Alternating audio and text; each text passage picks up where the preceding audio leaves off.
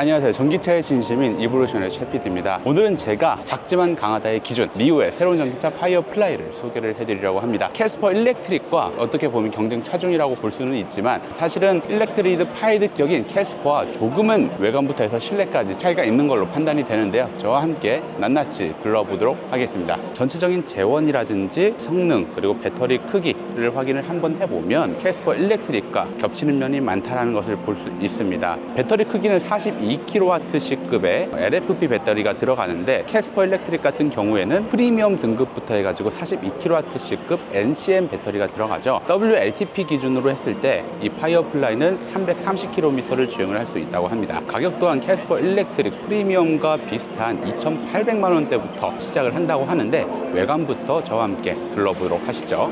리오 파이어플라이는 헤드램프가 LED로 해서 3개가 있습니다. 캐스퍼 일렉트릭 같은 건 가장 밑에 LED 안개 지시등이 하나 크게 있고, 프리미엄 등급 같은 경우에는 헤드램프가 호박등으로 되어 있고 옵션을 추가를 해야만 LED를 넣어주는데, 이 파이어플라이 같은 경우에는 LED로 기본으로 넣어주는 것을 볼 수 있습니다. 전체적인 전면을 봤을 때 캐스퍼 일렉트릭보다도 훨씬 더 전동화 모델이다 라는 것을 볼 수가 있습니다. 딱 봐도 전기차라는 것을 알 수가 있을 것 같은 좀 깔끔한 디자인이고요. 조금은 아쉬운 것들이 이 하이글로시로 해서 좀 유광으로 이 전면 그릴이 들어갔으면 더욱더 좋겠는데, 전체적으로 하이글로시가 들어가지는 않고 이렇게 빗살 무늬들만 하이글로시가 들어가서 그 안쪽의 면은 무광 패턴으로 들어가 있습니다. 그래도 그나마 좀 디테일을 준 것이 이 밑에 있는 하단 범퍼 부분인데, 이 윗부분의 무광과 조금은 다릅니다. 그래도 좀 패턴이 들어가 있는데 무광에서 조금은 디테일을 넣었어요. 대리석 같은 질감을 나타내는 것으로 저는 조금 느끼고 있고요. 캐스퍼 일렉트릭은 사실 트렁크가 없습니다. 하지만 이 리오 파이어플라이는 전면에도 92L의 트렁크가 있다는 것인데 크기를 한번 보여드리도록 할게요. 그리고 소형차에서는 정말 볼 수 없었던 프론트 본넷의 안쪽에도 방음 처리라든지 본닛을 닫았을 때에도 트렁크 안에 있는 짐들의 오염을 방지하기 위해서 디테일하게 가죽으로 감싸 안았습니다. 네, 이 정도면 사실 엄청 크죠. 이 정도 크기면 사실은 아이오닉 5 트렁크보다도 좀 더 큰 것 같아요. 왜냐면 한 20L급의 여행용 캐리어도 그냥 들어가거든요. 그러고도 남습니다. 딱 이 부분에 저희 이볼루션 V2L 멀티탭을 딱 하나 넣으면 정말 좋을 것 같은데, 제가 제네시스 일렉트리파이드 GV70에서만 봤었던, 그리고 현대 아이오닉 5에도 없었던 실내 부품들을 플라스틱으로 감싸 안으면서 마감적으로도 최대한 신경을 썼다는 것이 보이네요. 지금까지 이렇게 전면만 봤을 때는 캐스퍼 일렉트릭보다는 조금 더 상품성이 좋다라는 느낌은 듭니다. 이번에는 휠을 한번 확인을 해보도록 하겠습니다. 휠 같은 경우에는요 18인치가 들어갔네요. 캐스퍼 일렉트릭 같은 경우에는 17인치 휠이 들어가죠. 바퀴만 봐도 리오 파이어플라이가 조금 더 전기차 같다라는 생각은 듭니다. 왜냐하면 지금 이 모델 같은 경우에는 풀옵션 기준으로 봤을 때 가격대며 그리고 배터리 크기며 캐스퍼 일렉트릭 프리미엄 등급과 비교되는 것이 맞는데, 캐스퍼 일렉트릭 같은 경우에는 그냥 17인치 휠이 들어가거든요. 거기다 휠 같은 경우에도 그냥 은색의 뭔가 그렇게 미래지향적이지 않은 그냥 일반 휠을 장착을 하고 있지만, 이 파이어플라이 같은 경우에는 그래도 조금 더 패턴과 색깔을 좀 더 다채롭게 쓰면서 전체적으로 은색에다가 블랙으로 포인트를 준 것이 보입니다. 그리고 프론트 범퍼에서 이 대리석 디테일로 오는 질감들이 옆으로도 계속 이어지는 이런 뭔가의 디테일이 느껴져 있는데, 제가 이 차를 좀 스터디하다 보니까 BMW 그리고 포드의 디자이너였던 크리스 토마슨이 이 차를 디자인을 했다고 하더라고요. 그리고 캐스퍼 일렉트릭 같은 경우는 그냥 도어인데, 리오 파이어플라이 같은 경우에는 이렇게 플러시 도어 타입의 소형차임에도 불구하고 굉장히 미래지향적인 전기차에만, 그리고 전체적으로 고급차에만 쓰는 이 플러시 도어 타입이 적용되어 있습니다. 한번 실내 공간을 확인을 해보도록 하겠습니다. 캐스퍼 일렉트릭과 비교를 했을 때는 전체적으로 조수석부터 운전석까지 같이 이어지는 느낌은 전체적으로 좀 비슷한데, 이 차가 제가 알기로는 프렁크부터 해가지고 전체적으로 폴딩을 시켜 놓으면 2000L에 육박한 적재 공간을 만들 수 있는데, 이런 아이디어도 정말 좋네요. 소형 전기차에서 수납 공간이 굉장히 중요한데, 그냥 이렇게 시트를 올리면 바로 이 밑에서도 적재 공간을 만들 수가 있습니다. 어쨌든 이 소형 전기차가 패밀리카는 아니다 보니까 운전자 한 명이서 운전을 할 때 오른쪽 밑에다가 이렇게 열어두고 도시락이라든지 아니면 노트북 같은 것들을 그냥 수납을 해놓고 닫아두는 것도 굉장히 좋은 그런 공간감을 제시하는 소형차라고 보면 될 것 같습니다. 야, 근데 전 정말 놀랐던 게 캐스퍼 일렉트릭은 사실은 거의 플라스틱 덩어리거든요. 근데 이 니오 파이어플라이 같은 경우에는 유럽 출시 가격이 2,800에서 900만 원인데도 불구하고 문 쪽 상단 부분이 가죽으로 이루어져 있습니다. 최대한 신경을 썼다는 것이 보이고, 여기 또한 플라스틱이 아니에요.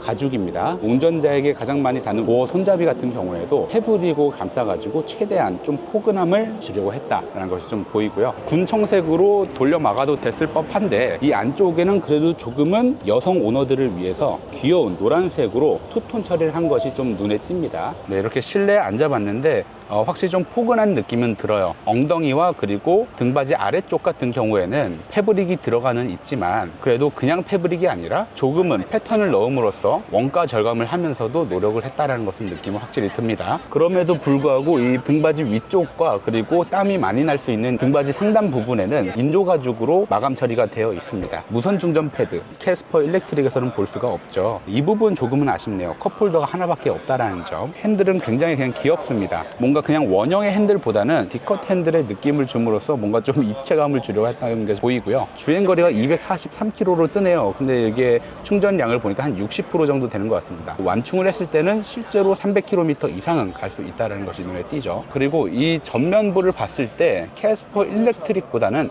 훨씬 더 미래지향적이고 깔끔합니다. 캐스퍼 일렉트릭은 사실은 기존의 내연기관 캐스퍼를 토대로 해서 전동화 부분으로 바꾼 그런 모델이기 때문에 조잡한 버튼들이라든지 이 전면 인터페이스 같은 경우에도 16:9 비율의 디스플레이가 아니라 2020년대 초반에 썼었던 가로로 긴 그런 디스플레이 화면인데 확실히 이렇게 깔끔하게 인터페이스가 있는 것이 조금 더 미래지향적인 느낌은 들죠. 버튼 반응성도 굉장히 좋습니다. 하지만 그래픽이 움직이는 걸 봤을 때 높은 주사율의 디스플레이를 쓴 것 같지는 않아요. 통풍 시트는 없습니다. 그냥 열선 시트만 있고 이런 부분들은 캐스퍼 일렉트릭이 조금 더 괜찮다. 전면부도 정말 깔끔하죠. 이 부분도 플라스틱이 아니에요. 가죽으로 감싸져 있고 그 밑에는 또 패브릭으로 감싸져 있습니다. 글러브 박스 같은 경우에는 좀 전체적으로 크네요. 조수석과 운전석으로 이어지는 하단 부분에는 아이오닉 5와 굉장히 닮았어요. 이렇게 전체적으로 그냥 편하게 움직일 수 있는 공간감을 자랑을 하고 있고요. 한번 뒷좌석으로 한번 들어가 보도록 하죠. 네, 뒷좌석도 전체적으로 넓습니다.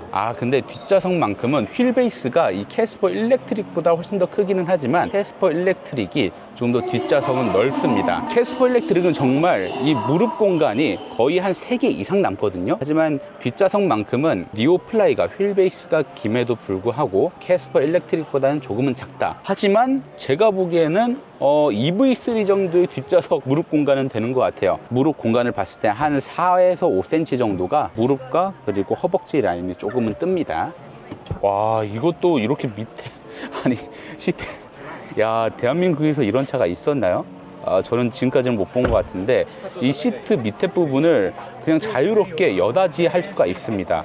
이 정도만 해도 정말 많은 부품들이 많이 들어갈 것 같거든요. 예를 들어서 저희 이볼루션 충전기라든지 그런 것들이 딱 여기에 들어가면 좋을 것 같다는 생각은 듭니다. 닫을 때도 그냥 간편하게 이렇게 닫으면 될 것 같아요. 하지만 전체적으로 엉덩이 부위라든지 등받이 하단 부분에 패브릭 말고 인조가죽 좀 더 썼으면 어떨까 하는 바람은 있네요. 캐스퍼 일렉트릭 같은 경우에는요, 선루프를 추가를 할 수는 있지만 이렇게 글라스 루프로 해서 전면으로 유리를 덮는 그런 거는 불가능하거든요. 개방감만큼은 이 니오 파이어플라이가 조금 더 우위에 있다, 그런 생각은 듭니다. 전면부와 마찬가지로 이 후면부 같은 경우에도 그대로 LED 램프로 꾸며놨습니다. 이것이 전면부인지 후면부인지 정말 가늠이 안 갈 정도로 똑같다라는 것이 좀 특징이고, 하단 범퍼 같은 경우에도 대리석 같은 재질을 넣긴 넣었습니다. 하지만 플라스틱임은 다르지는 않고요. 그리고 설마 이거 전동 트렁크인가요? 우와, 야, 캐스퍼 일렉보다 이건 훨씬 더 좋네. 같은 값으로 봤을 때 옵션만 봤을 때는요, 이 파이어플라이가 전체적으로 캐스퍼 일렉트릭보다는 차량 크기도 크고 마감 처리라든지 훨씬 더 전기차 같은, 그리고 옵션도 다양한 그런 것들은 있습니다. 자, 그래서 중국에서는 이 파이어플라이가 2,200만 원대라고 합니다. 대한민국에서도 캐스퍼 일렉트릭이 보조금을 받으면 2,200만 원대인데 유럽으로 갔을 때는 2,900만 원대부터라고 하더라고요.